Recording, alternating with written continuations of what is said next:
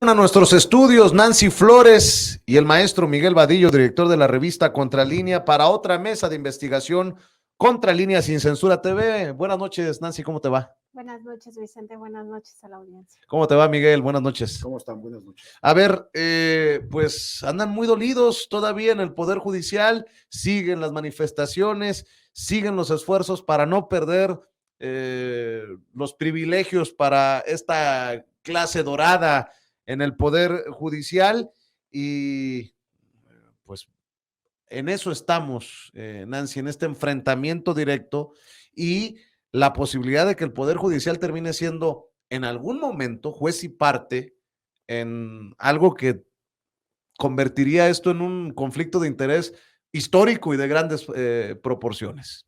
Sí, el riesgo es justamente ese, que justo como las propias palabras de Norma Piña en este video que se filtró hace una semana, en donde se le escuchaba decir que el silencio no significa que no estuvieran pues movilizándose para defender los fideicomisos, pues el riesgo tiene que ver precisamente con estas movilizaciones o cómo se empieza ya a conformar un frente, pues por supuesto manipulado por los propios intereses de los ministros, de los magistrados, de los jueces y teniendo pues a modo un sindicato, el Sindicato de Trabajadores del Poder Judicial de la Federación, pues movilizándose, pero movilizándose ¿para qué? Hay que entender que sus protestas pues son justamente basadas en una mentira, que los trabajadores van a perder sus sueldos o que les van a reducir sus sueldos, eso es falso.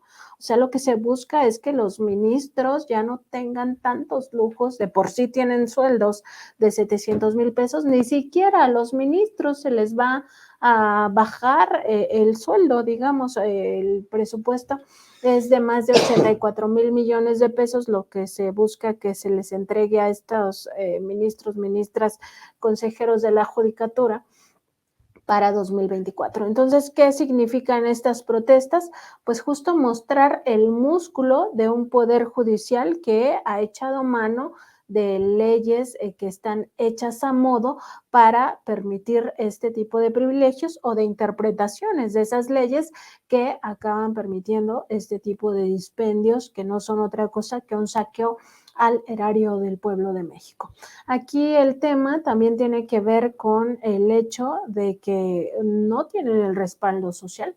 Me parece a mí que incluso esta manifestación donde acaban quemando una piñata de AMLito, lo que genera es repudio social, porque ellos no se dan cuenta en el país en el que viven como en otro lugar, no se dan cuenta que el 60-70% de la población está con el presidente y que hacer estas muestras de violencia, porque al final son muestras de violencia que ellos mismos criticaron en otra marcha donde se quemó una piñata de Norma Piña, pues acaba lastimando a ese pueblo que respalda al presidente López Obrador.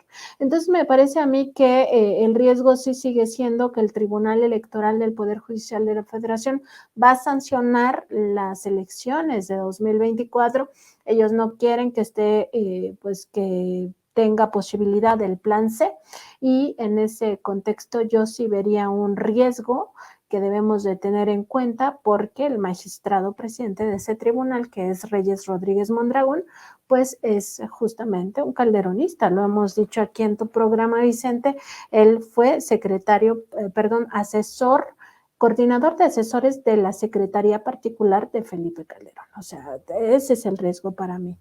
Así es, y bueno, desde Morena también lanzan retos para que los miembros del Poder Judicial, sobre todo los ministros de la Suprema Corte de Justicia de la Nación, defiendan cómo es que no es cierto, según ellos, que se miente, que esos fideicomisos o parte de esos fideicomisos que se buscan extinguir no son para pagar privilegios. Dicen desde Morena, con la eliminación de fideicomisos del Poder Judicial, no se afectaría a las y los trabajadores, ni mucho menos se vulnerarían sus derechos. El recorte es para acabar con privilegios y excesivos derroches de un poder que ha demostrado estar en contra del pueblo. Más justicia, menos privilegios para unos cuantos, dicen. Y otra cosa, ¿de qué se le ha acusado al presidente Andrés Manuel López Obrador? Dicen, en la oposición, no respetar la división de poderes, Miguel. ¿Qué es lo que en algún momento podría ocurrir? Que el Poder Judicial quisiera meter la mano en decisiones que le competen exclusivamente al Poder Legislativo, en este caso a la Cámara de Diputados, que es en donde se manejan los dineros y los presupuestos. Es muy interesante lo que planteas, Vicente, porque efectivamente la Cámara de Diputados ya está encauzando que desaparezcan los 13 fideicomisos, que el dinero que hay ahí sea devuelto a la Tesorería de la Federación, y entonces ya anunciaron que vendrán muchos amparos para que no desaparezcan los fideicomisos. Pero ¿quién va a votar, quién va a analizar jurídicamente la extinción o no de esos fideicomisos? Es el mismo Poder Judicial. En dado caso que ellos determinen que no van a desaparecer los 13 fideicomisos para no devolver el dinero, se genera un problema, porque ya están invadiendo la competencia de otros poderes. Por un lado tenemos al Congreso, que es el que estaría votando en este sentido, que es el que estaría determinando que se extingan los fideicomisos. Le alcanza a Morena y sus aliados esta votación, de tal manera que van a aprobar esto. Entonces, la Corte va a ir en contra de una decisión de otro poder con estos amparos, pues entonces la Corte se acaba de convertir en el poder de los poderes de la Unión en México. La Corte, como bien dices, invade otras competencias y ya es el poder judicial es el más que tiene mayor influencia en todas las decisiones de este país, en donde no solo invadirá esta determinación a que pueda llegar el Congreso, pero yo pregunto, ¿qué pasa si entonces el Ejecutivo, que controla el presupuesto público, no destina recursos al Poder Judicial? No hace la transferencia de esos recursos porque ellos no quieren entregar los 13,000 millones, o porque ellos jurídicamente, entre comillas, están estableciendo una supuesta verdad jurídica para no disolver los 13 fideicomisos.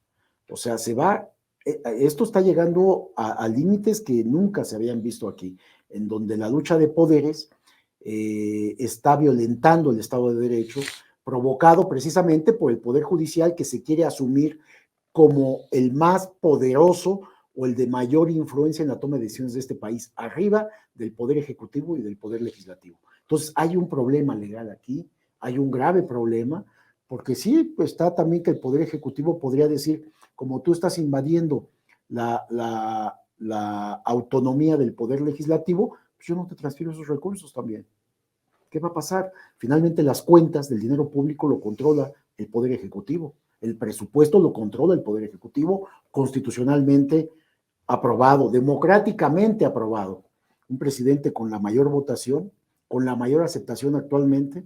Entonces hay un grave problema aquí de invasión en la toma de decisiones de los distintos poderes por parte del Poder Judicial, por parte de Norma Piña y su grupo. Ellos son los que están convocando a una serie de amparos de todos los trabajadores del Poder Judicial, como ahora lo están haciendo con las marchas precisamente que convocaron y que están generando un caos en la ciudad, y que ante eso los medios también están haciendo su trabajo de complicidad, nada más hablando de los bloqueos que hay, pero no virulentamente como lo hacen cuando hay otros grupos de la sociedad que protestan y que invaden las calles. En ese momento dicen, bueno, están entorpeciendo, están violentando los derechos de los automovilistas, los derechos de otros. Aquí no, aquí vemos que guardan una posición distinta.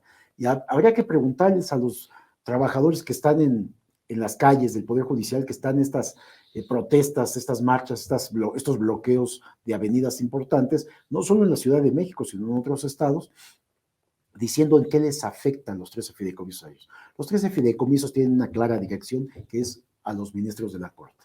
Y por supuesto a otros funcionarios de altísimo nivel que reciben muchos privilegios económicos de estos fideicomisos. Por un lado, la exhibida por proteger los privilegios y sus dineros, o los dineros que ellos creen que son de ellos, ¿no? Y por otro lado, lo que hizo ayer el subsecretario de Seguridad y Protección Ciudadana, el general Bucio, Nancy, Luis Rodríguez Bucio, quien exhibe nuevamente a una sarta de jueces que han favorecido a impresentables, ¿no? Dice que, o acusa que hay juzgadores que están favoreciendo a García Luna, a Cerón, a Linda Patricia Pereira, y súmale los que quieras, Nancy. Y esta también, esta exhibida es importante a nivel social.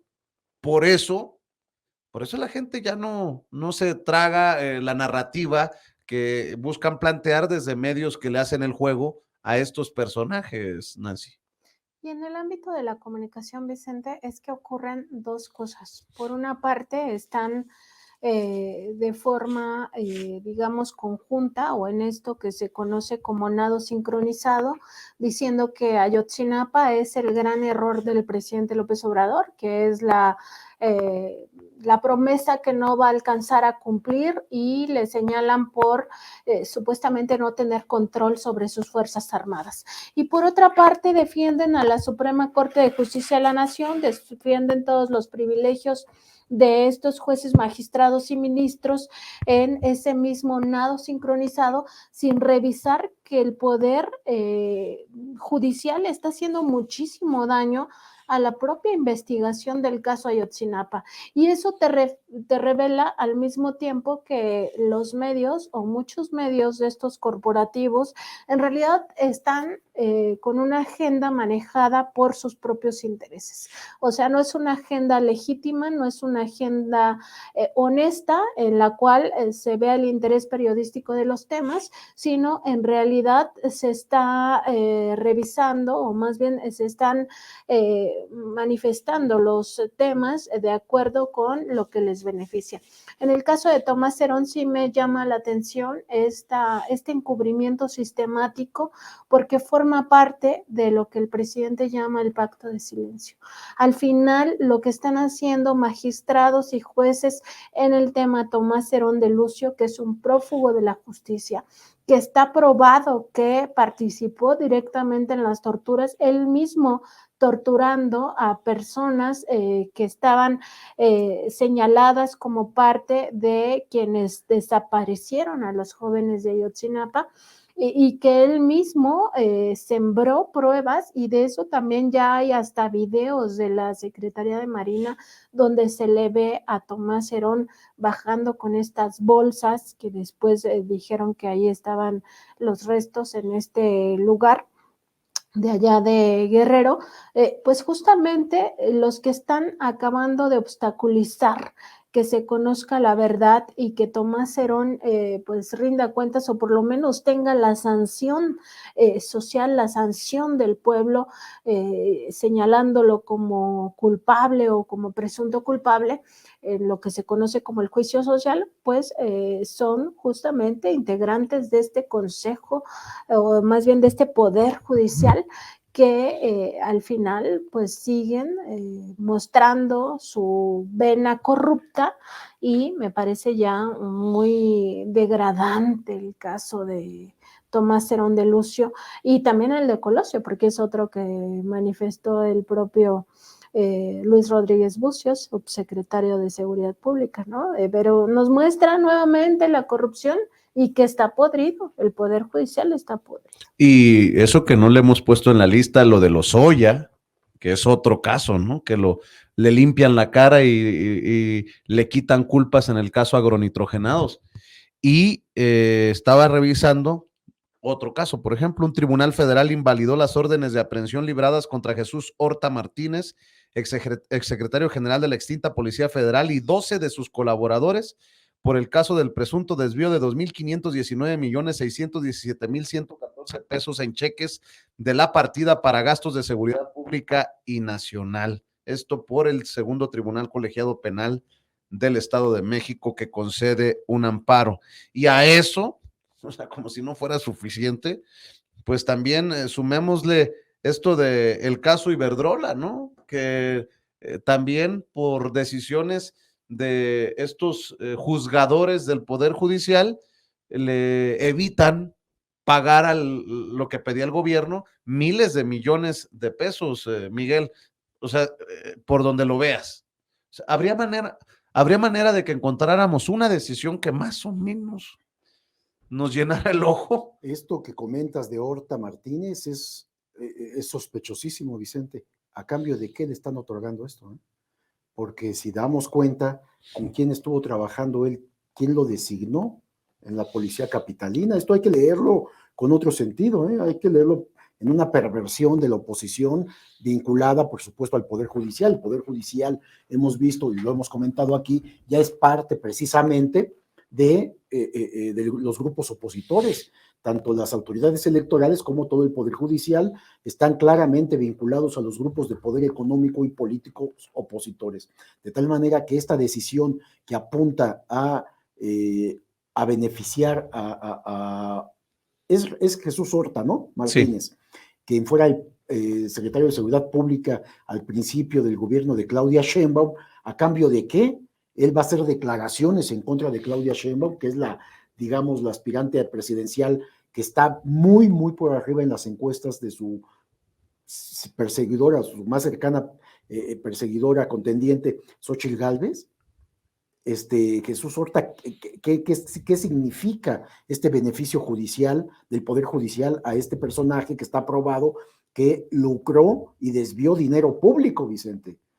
En los contratos de obras y de bienes y servicios. Fíjate lo que tengo, el segundo Tribunal Colegiado Penal del Estado de México concedió el amparo a los prófugos de la justicia, fíjate cómo, ¿no? Porque consideró que son inconstitucionales los mandamientos de captura girados por los delitos de delincuencia organizada, lavado de dinero y peculado. Según el fallo, los magistrados argumentaron que las aprehensiones tienen dos ilegalidades, fueron libradas sin dilucidar el resultado de una auditoría y el juez las giró por escrito y no en una audiencia privada y oral como establecen las reglas del nuevo sistema penal acusatorio. Por este motivo, ordenó al juez de control del Centro de Justicia Penal Federal de Almoloya de Juárez invalidar las 13 órdenes de aprehensión del 7 de agosto de 2020 y celebrar una audiencia privada con la Fiscalía General de la República para resolver en forma oral si las libra o no de nueva cuenta, pero esta vez precisando cada aspecto de una auditoría que no fue estudiada con detalle en la ocasión anterior. ¿Qué va a inventar Jesús Horta si resulta que lo dejan sin ningún proceso penal en su contra, si lo liberan de todos los delitos? O sea, ahí hay mucha jiribilla. Mucha perversión, diría yo, no solo jiribilla, ¿no? Pero estamos hablando de asuntos sumamente delicados. ¿A cambio de qué? Ya le ofrecieron esto para que él diga qué cosas que pueden ser hasta mentiras en contra de Claudia Sheinbaum.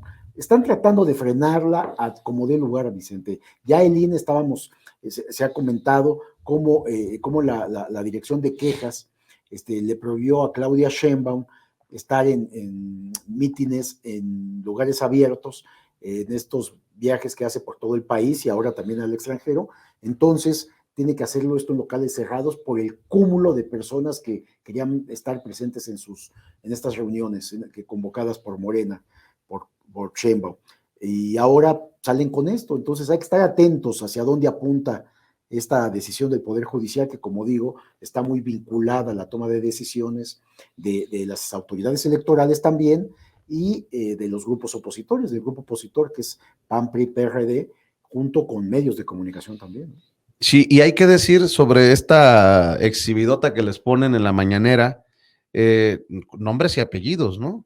En la sección de cero impunidad, en la conferencia, el subsecretario expuso a los magistrados José Pablo Pérez Villalba, Rubén Arturo Sánchez Valencia y Luis Alberto Castro Velázquez, pertenecientes al primer tribunal colegiado en materia penal del segundo circuito. Estos miembros del tribunal son los que otorgaron el amparo a Mario Aburto Martínez, el asesino confeso de Luis Donaldo Colosio Murrieta. También señaló a la jueza María Isabel Bernal Hernández por otorgar una suspensión definitiva a favor de Tomás Herón de Lucio para que se abstengan en la Secretaría de Gobernación de condenarlo ante la opinión pública o de emitir juicio alguno por su probable participación en el caso Ayotzinapa. Y Bueno, así como ellos, hay una larga lista. No es la primera vez que se hace esto, precisamente, Nancy, desde la mañanera, exhibir a juzgadores, magistrados y a miembros de este poder judicial podrido, como lo llama el presidente. Sí, no es la primera vez, pero aquí pues hay que revisar también el papel del Consejo de la Judicatura Federal. Cada que se exhibe a un juez, a un magistrado o a un ministro, incluso por la vía periodística, el Consejo de la Judicatura debería de tomar como suyo una labor de limpieza al interior de este poder judicial. Y por el contrario, o sea, lo que ha hecho es solapar, pero no de ahora, o sea, de años, solapar toda esta corrupción, solapar el hecho de que muchos jueces, magistrados y ministros tengan pues una riqueza desmedida que no es acorde incluso con el nivel de ingresos que es bastante. Que se le pagan con dinero público. Entonces, me parece a mí que ya queda muy claro el papel tanto de la Suprema Corte como del propio Consejo de la Judicatura Federal, que ambos son encabezados por la misma persona, Norma Lucía Piña Hernández, y que eso nos debe llevar a la reflexión colectiva de que no podemos seguir con un poder judicial bajo estos términos. Ya no es posible que tengamos un poder judicial que no se nombra democráticamente, sino que se nombra en las cúpulas, que las cúpulas que han llevado a estos ministros y ministras han sido de la derecha, sobre todo, incluyendo a aquellos dos personajes que pues promovió el propio presidente López Obrador en algo que él mismo ha reconocido como un error, porque claro, es un ser humano y también tiene errores, que son la ministra Margarita Ríos Farjat y el ministro González Alcántara Carranca, traidores al movimiento de la Cuarta Transformación, traidores al propio presidente López Obrador, que confió en ellos, pero es la derecha tiene tomado tanto al Consejo de la Judicatura como al propio, a la propia Suprema Corte de Justicia de la Nación, y esto nos lleva, esta reflexión colectiva nos debe llevar a tomar una buena decisión en 2024 para que esto cambie. O sea, la única forma de que esto cambie es que se modifique la Constitución y que pues ya sean los mexicanos, las mexicanas a través de su voto quien elija o quienes elijamos a los que van a ser los juzgadores, porque al final del día pues acaban siendo parte de esta puerta giratoria donde los criminales de cuello blanco y criminales del crimen organizado, de la delincuencia organizada, pues salen a la calle, siguen delinquiendo, y si siempre se va a estar fijando la gente en el poder judicial, que hace la Guardia Nacional, que hace el Ejército, que hace la Marina, o que no hacen por acabar con la criminalidad, y no se observa que la criminalidad también tiene que ver con esas decisiones de jueces, magistrados y ministros, pues siempre vamos a estar en el mismo problema de la violencia. Y el colmo de los colmos, ¿no? Este tribunal federal que le perdona a la empresa española Iberdrola la megamulta de 9,145 millones de pesos impuesta en mayo de 2022 por la Comisión Reguladora de Energía.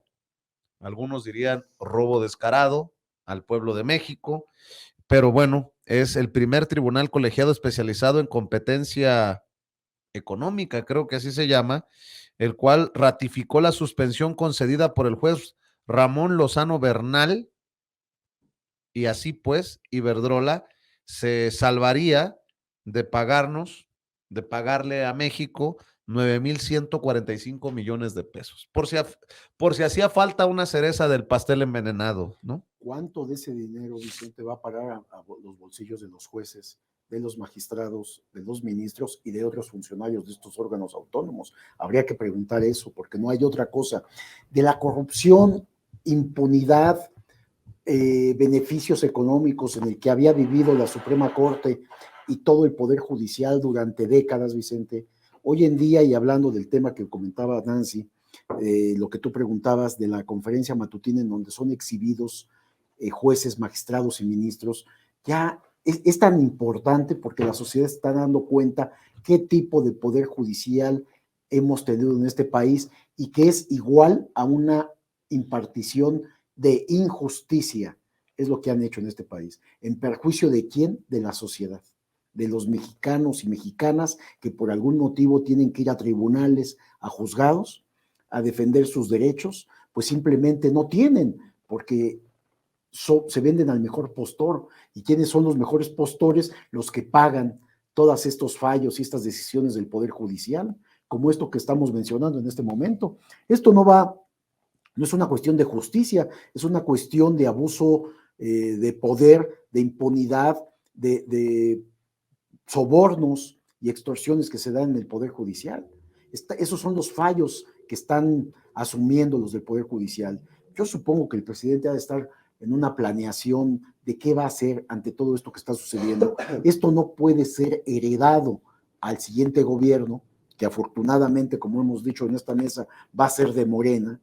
Va a haber una continuidad de la Cuarta Transformación, que es tan importante, porque se necesita, pero el Poder Judicial sigue actuando con total abuso e impunidad,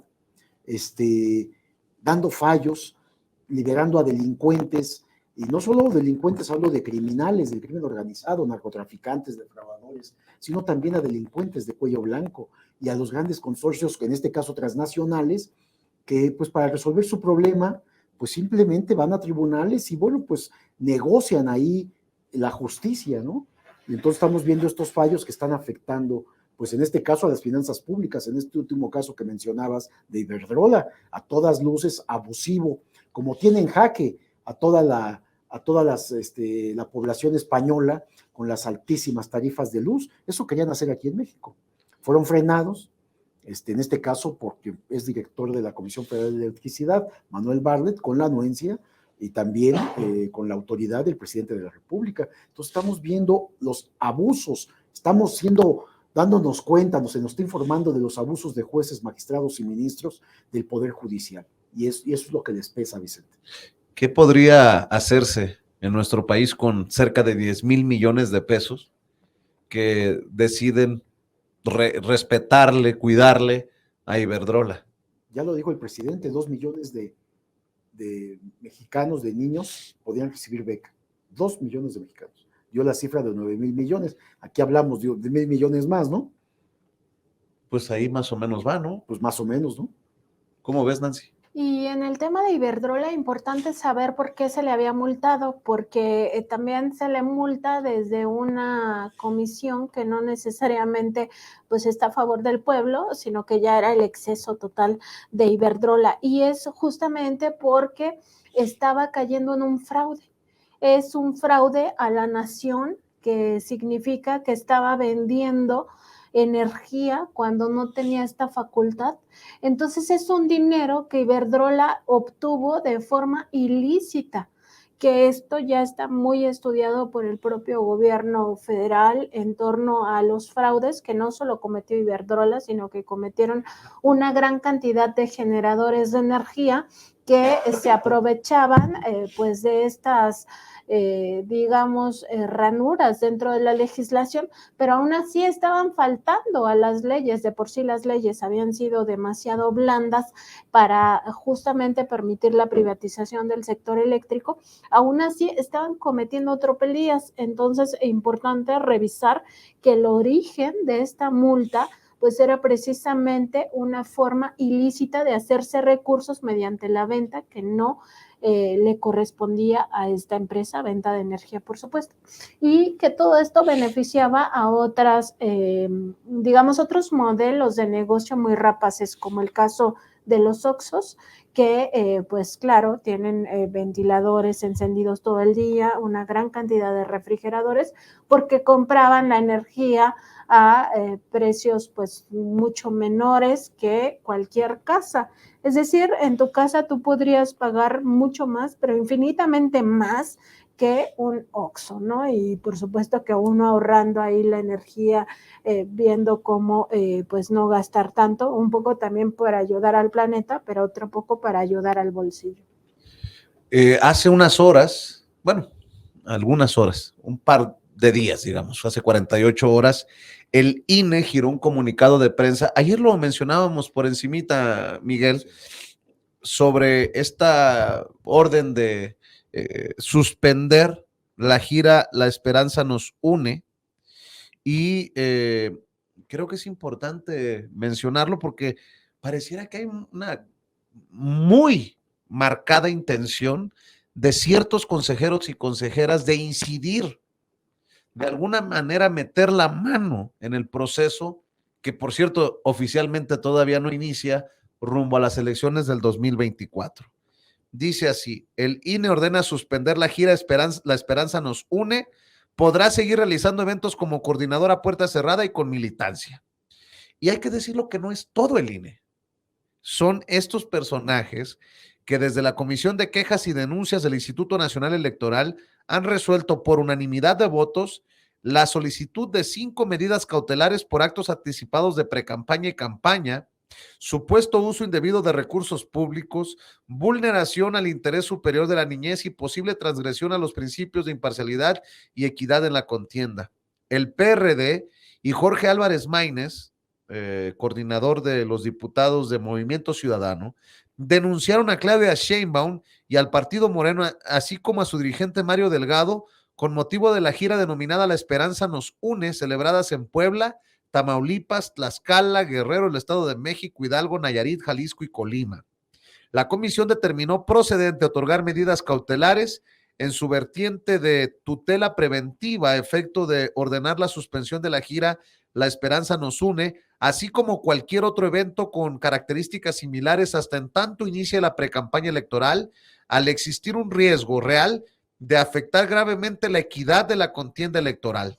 También ordenó suprimir 44 publicaciones en redes sociales que podrían constituir posibles actos anticipados de precampaña y negó retirar aquellas en las que no se advirtió posicionamiento relacionado con el actual proceso electoral federal y por tratarse de notas informativas amparadas en el quehacer periodístico.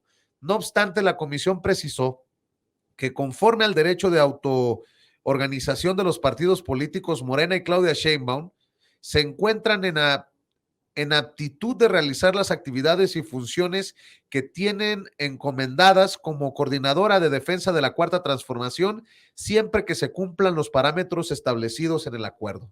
A esto súmenle esto de sugerir, no sé si ordenar, que sean 5 mujeres de 9 las que terminen siendo coordinadoras en el proceso interno de los partidos.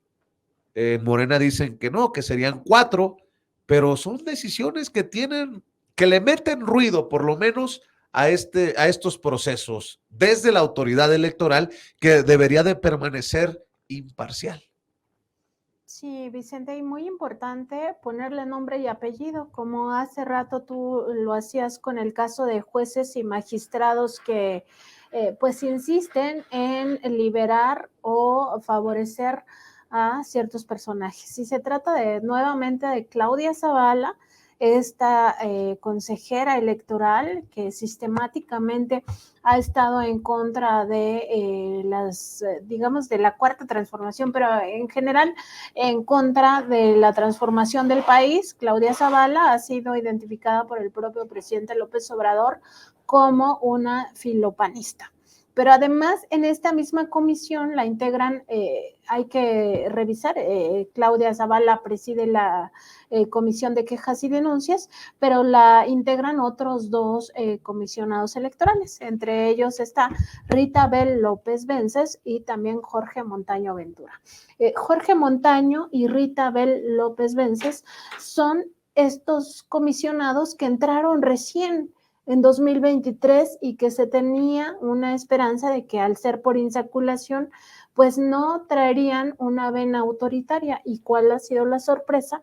Pues que claro que han traído esta vena autoritaria, porque no solo se trata de tratar de pues emparejarle el piso, aunque esta frase no queda, pero justo se da después de que Xóchitl Gálvez declara que a ella no la conoce la mitad del país. Hace una declaración recientemente, un fin de semana, estaba ahí presente también Claudia X González Guajardo, Y Xóchitl Gálvez dice, pues a mí la mitad del país no me conoce. Yo, en mi percepción es que no la conoce el 70% no, o más, ¿no? Yo creo que más. Pero bueno, intentan pues decirle, a ver, vamos a tratar de arreglarle el camino a esta señora, y entonces lo que hacen es que limitan, o ya más bien no permiten ningún acto masivo de Claudia Sheinbaum. O sea, a ese ridículo y ese extremo estamos llegando con esta comisión de quejas y denuncias, que es la misma, y no hay que olvidarlo, que ordenó al presidente López Obrador no poner esa postdata que había hecho, que es una postdata dedicada a los conservadores para que no pierdan su tiempo viendo la conferencia matutina, y que es esta misma comisión que le inventó palabras al presidente López Obrador, ambas decisiones, estas últimas, o más bien todas, en beneficio de Xóchitl Gálvez. O sea, cuando le mandan al presidente López Obrador ya no referirse ni a Xóchitl Gálvez ni a el movimiento de Cuarta Transformación, porque supuestamente violenta, es violación a política de género, ¿cómo es? Ese tema del género, violencia política de género más bien.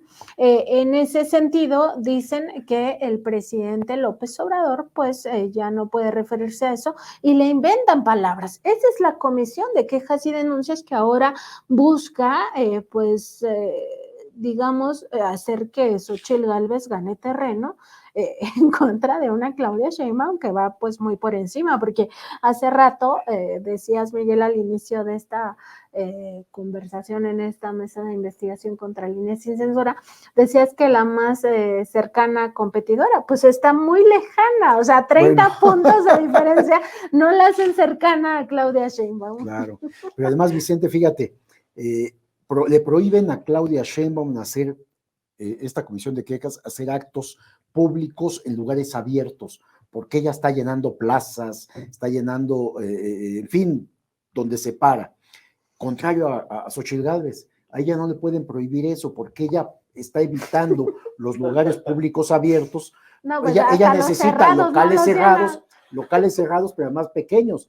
Ahora falta que la comisión de quejas y denuncias del INE diga que pues tienen que ser locales cerrados, pero chiquitos, es decir, no muy grandes, para que no quepa más gente que va a ver a Claudia Sheinbaum, y en Xóchitl Gálvez se vea que apenas llena espacios de 10 o 20 personas, ¿no? Claro, que vaya al Estadio Azteca, a ver qué llena.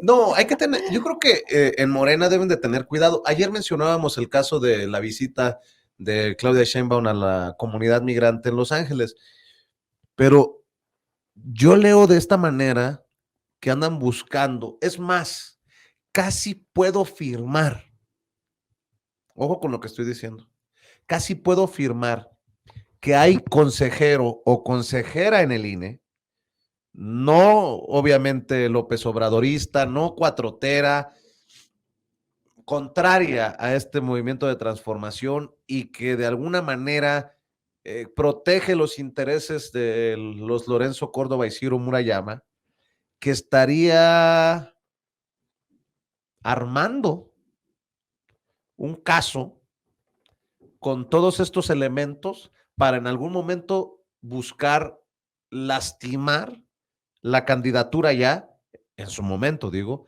de Claudia Sheinbaum Pardo. Por eso deben de ser muy cuidadosos para no darle carnita a los cerdos, como dicen en mi pueblo, porque de esta manera estarían buscando ponerle, así como en tiempos de guerra, las minas en el camino a la presidencia.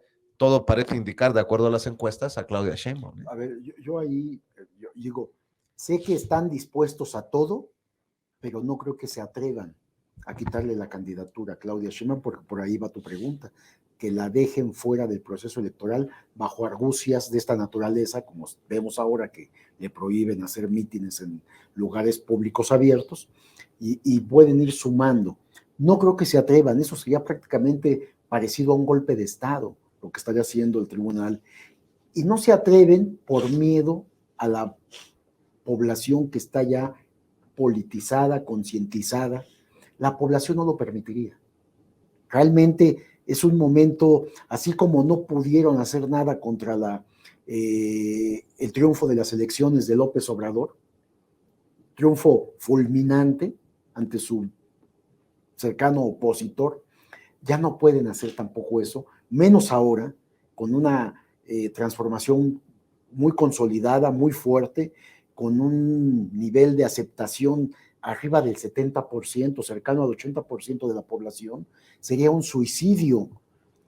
Yo sí creo más bien, Nancy, Vicente, que estaríamos ya considerando que se pueda hacer algo con la Corte, con el Poder Judicial, con las autoridades autónomas que están regulando esto y que están claramente y abiertamente en favor de la oposición, pero que ni aún así serían capaces de poder negar o bajar de la candidatura presidencial a la contendiente más fuerte, que es Claudia Sheinbaum. Pues a lo mejor no, eso, a lo mejor no bajar, pero las multas, eso también mina. Quitarle algo de dinero, que además esta vez por el número de votos va a ser una cantidad estratosférica la que va a tener como presupuesto Morena en el proceso electoral. 33 puntos de diferencia. Y yo creo que sumando. De ventaja sobre Xóchitl Gálvez, de acuerdo a las encuestas, pues no se ve por dónde. Y el 80 y tantos % le dan de aprobación al presidente Andrés Manuel López Obrador. Ya encuestas en nuestro país, ya no el Pew Research Center en Estados Unidos. O sea, esto es abrumador, ¿no? Y si sigue sumando Morena, se convertiría en la aplanadora política. Se convertiría, o ya es. No se convertiría. Ya es. Pues cuando tú ves que domina 23 estados de la República, viene 9 gubernaturas, va a ganar por lo menos 7, pues perdón, si eso no es una aplanadora, incluida la capital del país y la presidencia de la República, ya es una aplanadora. Ahora faltaría que esa aplanadora también llegue al Congreso, pero contundentemente, en donde obtengan la mayoría calificada, 2/3 partes del Congreso. Eso sería ya la culminación de esa aplanadora que ya es, ¿no? Morena. Va a ser muy interesante también, rumbo al plan C, cómo Morena y sus aliados vayan defendiendo esto de los escaños, tanto en la Cámara de Diputados como en el Senado. Estaba viendo declaraciones de Mario Delgado en referencia precisamente a esto, ¿no? Porque se van a abrir las puertas para que lleguen a inscribirse las listas y pues va a ser muy interesante. Habrá algunos que quieran repetir, habrá otros que quieran cambiar de cámara, habrá otros que de plano la misma coalición diga no va a dar, porque hay algunos que llegaron por Morena y que andan chafeando o que no necesariamente están defendiendo a cabalidad este proceso de transformación, este movimiento, Nancy. Sí, definitivamente se tiene que revisar el perfil de a quienes se invita a qué cargos. O sea, Morena ya también tiene que hacer una autoevaluación de qué es lo que hasta ahora no ha resultado desde el gobierno y también desde el propio partido. Entonces, me parece que evidentemente existía este riesgo de que una convocatoria amplia pues hiciera que personas que están más del lado de la derecha estuvieran pues enquistadas o tuvieran cabida en este movimiento de transformación y que después iban a dar la cara o más bien a quitarse las máscaras. Entonces sí creo que existe una, digamos, oportunidad para Morena de que no mande al Congreso gente que no va a respaldar el plan C, por ejemplo, ¿no? El plan C consiste en llegar con mayoría calificada, pero con objetivos muy precisos, entre ellos una reforma al Poder Judicial de la Federación. Entonces, esta recomendación que incluso hizo el propio presidente López Obrador hace unos meses, no sé si hace 2 meses o 1 mes, pero que dijo que se le pregunte a los candidatos a puestos de elección popular si están dispuestos a reformar o no la Constitución para que se modifique al Poder Judicial de la Federación.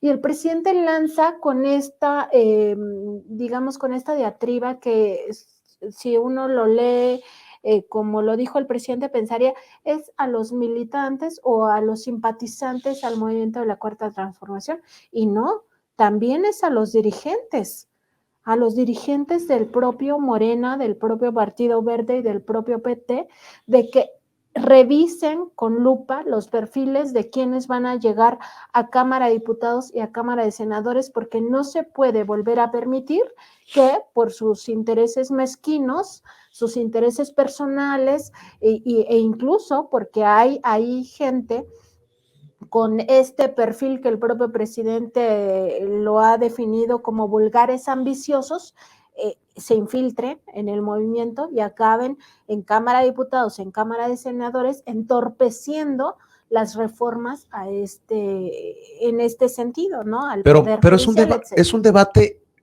apasionante esto, porque este fin de semana en Yucatán le abuchearon a Rommel Pacheco, a Claudia Sheinbaum. Y Claudia Sheinbaum ha defendido las adhesiones de estos personajes. Este senador del PRI, que 40 años y se fue a Yucatán y que ya se bajó para apoyar a otro personaje rumbo a la definición de la coordinación de la defensa de la 4T allá. Dice que sin las adhesiones tal vez tampoco Andrés Manuel López Obrador hubiera llegado. Entonces hay en esta definición de adherir personajes no fundadores, por decirlo de alguna manera, del movimiento de Morena, ¿hasta qué punto se le abre la puerta? Porque esto que está diciendo Nancy es muy interesante y creo que te van a respaldar sobre todo los que están en el sector duro, en el sector de aquellos que están haciendo la talacha, que están haciendo la labor, que están incluso comprometidos al 100% con el movimiento. Pero ¿y luego? ¿Alcanza solamente con esos del movimiento para llegar al plan C, la mayoría calificada? Creo que la valoración que está haciendo la mismísima coordinadora de la defensa de la Cuarta Transformación es que no, y que por eso se está abriendo y se está precisamente adhiriendo o permitiendo que se adhieran personajes al movimiento como Rommel Pacheco. Yo veo que hay dos vertientes. Por un lado está a todos los nuevos que van a ingresar al Congreso, que en este momento no tienen una posición en el Senado y en la Cámara de Diputados. A los nuevos que están llegando es el mensaje. Ustedes tendrán que considerar si quieren ser candidatos de Morena o de la Alianza, de los otros partidos que están aliados, tendrá que considerar que vamos por todo, vamos por las 2/3 partes del Congreso. En el caso de los otros que están, que son los chapulines famosos, que van brincando de un lado a otro como les convenga, porque hay que decirlo, hay mucho, no porque cambien de posición ideológica, porque vemos que sus bandazos son verdaderamente brutales. Sin embargo, se necesita votos y muchos que están dispuestos a cambiar a cambio de privilegios, pues la negociación política siempre ha existido, nunca va a dejar de existir. Ver los intereses personales sobre los intereses sociales. Contra eso no puede haber nada porque son gente que ha vivido de la política, ha vivido del presupuesto público siempre y van a estar ahí. Y esas personas que algunos van a estarse aliando ya, van sumando cada vez más, van sumándose cada vez más a Morena o a los otros partidos aliados, partidos satélites. Finalmente, pues si llegan a sumar para tener esta posibilidad, es válido, me parece, porque es un objetivo final que es de enorme interés social. Lo que sí creemos que es primordial, frenar ya a un poder judicial abusivo y corrupto. Y ese es un mecanismo de tal manera que habrá estas dos vertientes. Se está haciendo el llamado a los nuevos legisladores que van a ingresar al Congreso en las próximas proceso electoral y los que vienen ya de mucho tiempo participando en política y que se van cambiando conforme se van moviendo las aguas. Porque, ¿qué estamos viendo en este momento? lo que decíamos hace un momento, la aplanadora brutal que está significando Morena. ¿Y qué hacen los políticos, los viejos políticos? Bueno, pues sumarse. Ya no quiero PRI, ya no quiero PAN, ya no quiero PRD, me voy con Morena, que en este momento está con una fortaleza pues brutal. Pues no nos dan tregua. Ya ven que terminó el proceso nacional, luego se vienen estos procesos locales, incluyendo la Ciudad de México. Pues Mario Delgado ha anunciado, el 30 se define coordinador o coordinadora en la Ciudad de México y los 8 estados. El 31 de octubre y el 1 de noviembre se van a poder registrar las personas que busquen llegar al Congreso de la Unión. Se abre la convocatoria para aspirantes a diputados federales y senadores y posteriormente se realizarán las encuestas correspondientes. O sea, esto no para, es una tras otra, Nancy. Sí, ¿no? Entramos a un periodo y yo creo que entramos desde hace como unos 6 meses a un periodo ya muy intenso en todo sentido, o sea, no solo en términos de lo que está disputándose en la política, sobre todo entre estas dos facciones, ¿no? La derecha ya muy cargada hacia la ultraderecha y todo lo que significa el movimiento de transformación con un proyecto de nación humanista. Pero además en términos informativos tampoco, o sea, yo creo que viene lo más intenso también para nosotros como comunicadores, como periodistas, de aquí en adelante, porque todos van a empezar a acelerar sus maquinarias. Y yo quería, Vicente, también hacer alusión a esto que dijo el presidente la semana pasada en torno a que en su gobierno había infiltrados. Se refería al caso de Ayotzinapa específicamente, pero me parece que esto es como esas células dormidas que se infiltran en gobiernos, en este caso, para después empezar a hacer daño desde dentro. Y eso también tiene que tomarse en cuenta como una experiencia para lo que venga en el gobierno de la doctora Sheinbaum, porque yo también estoy convencida de que pues va a ser un gobierno de Morena y yo creo que ya no hay manera de que no sea la candidata Claudia Sheinbaum, ¿no? Salvo que den un manotazo ahí los del INE y entonces, y el tribunal, por supuesto, y entonces la gente va a tener que defender, ¿no? O sea, va a generarse una situación que nadie quisiera, pero veremos, pues, y que esto se tiene que tomar esta experiencia para no cometer errores que quizá ocurrieron en este sexenio o incluso, pues no tanto como errores, sino más bien que no se había hecho el análisis, ¿no? De que algo así pudiera pasar. ¿Con qué cierras, Miguel? ¿Una reflexión, un comentario? Sí, yo diría que es importante lo que está sucediendo en materia electoral.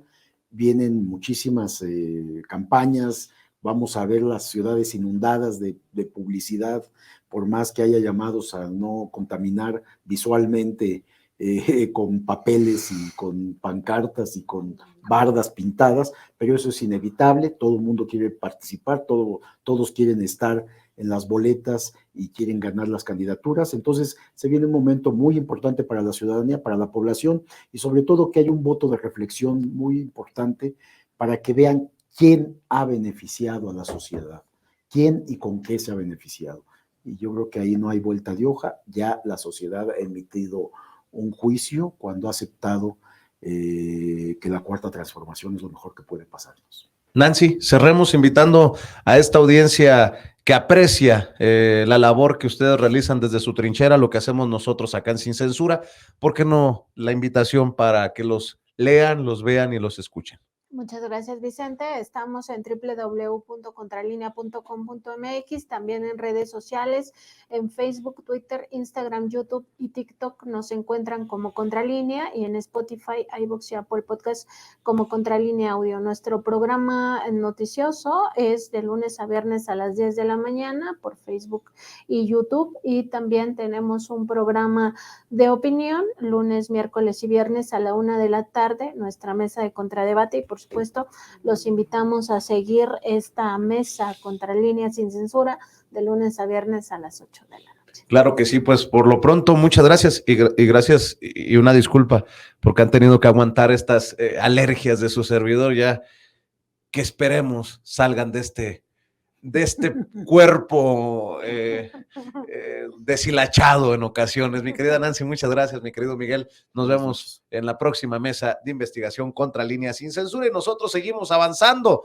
porque todos somos Sin Censura. Le encargo que comparta, que no se quede solo con vernos en esta transmisión con la mesa de investigación contra Línea Sin Censura, que comparta lo que va saliendo de aquí con familiares, amigos, contactos a través de WhatsApp, de Facebook, de Twitter, por donde usted quiera.